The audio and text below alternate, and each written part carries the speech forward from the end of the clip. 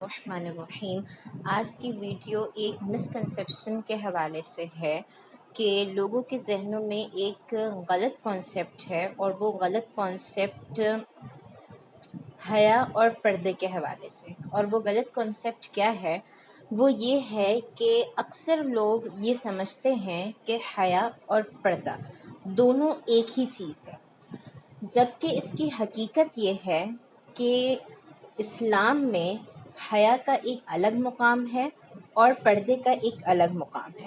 یہ میں نہیں کہہ رہی، بلکہ قرآن مجید میں اس کی وضاحت موجود ہے، اور آگے جا کر میں اس کو بیان کروں گی۔ تو اگر بات کی جائے پردے کی، تو ہم پردہ کیوں کرتے ہیں؟ ہم پردہ اس لیے کرتے ہیں تاکہ ہم اپنے آپ کو فحش اور غلط نگاہوں سے بچا سکیں۔ اگر آج ہم باہر نکلتے ہیں اور پردہ کرتے ہیں، اپنے جسم کو ڈھانپتے ہیں، اپنے چہرے کو ڈھانپتے ہیں، تو اس سے یقیناً ہم غلط اور فحش نگاہوں سے اپنے آپ کو محفوظ رکھتے ہیں۔ تو یہ ہے پردے کا مقصد، کہ اپنے آپ کو غلط نظروں سے محفوظ رکھنا۔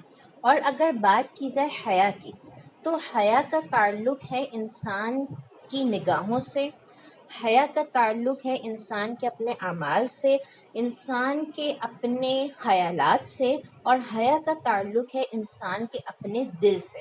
تو یہ فرق ہے حیا میں، اور یہ فرق ہے پردے میں۔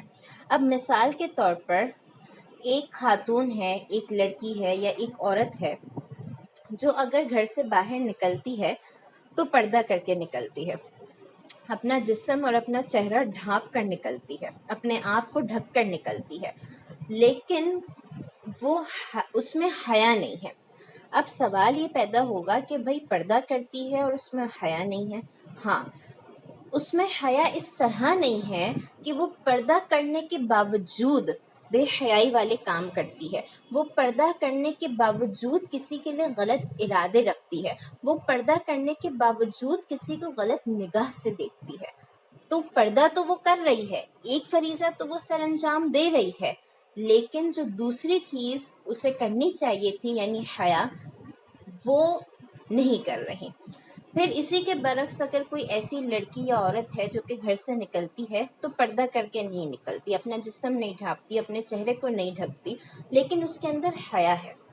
اب اس کے اندر حیا اس طرح ہے کہ وہ پردہ تو نہیں کرتی ہے، لیکن وہ کسی کے لیے غلط ارادے نہیں رکھتی، وہ کسی کو غلط نگاہ سے نہیں دیکھتی، وہ بے حیائی والے کام نہیں کرتی۔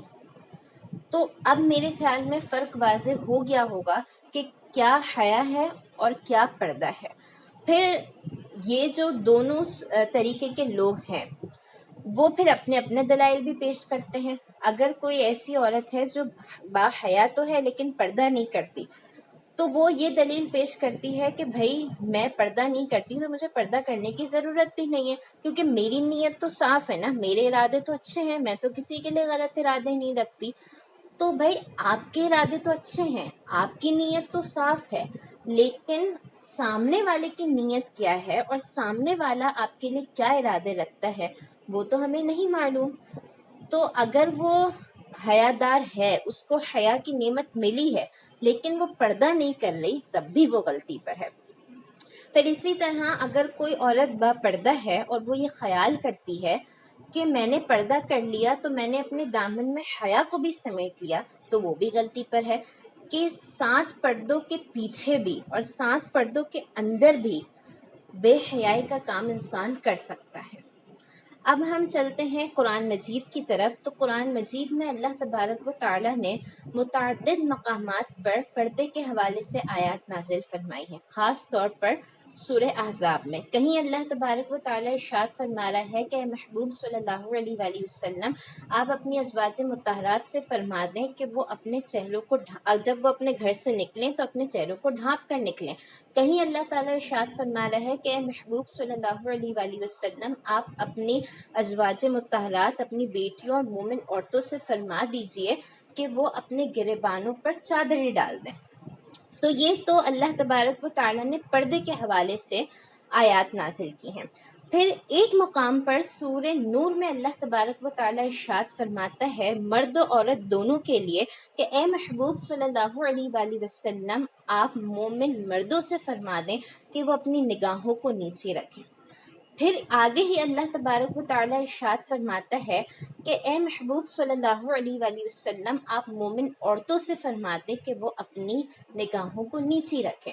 تو اگر آج ہم پردہ کرتے ہیں تو پردے میں ہم آنکھوں کا پردہ نہیں کرتے، کیونکہ آنکھوں کا پردہ نہیں ہے بلکہ آنکھوں کی حیا ہے۔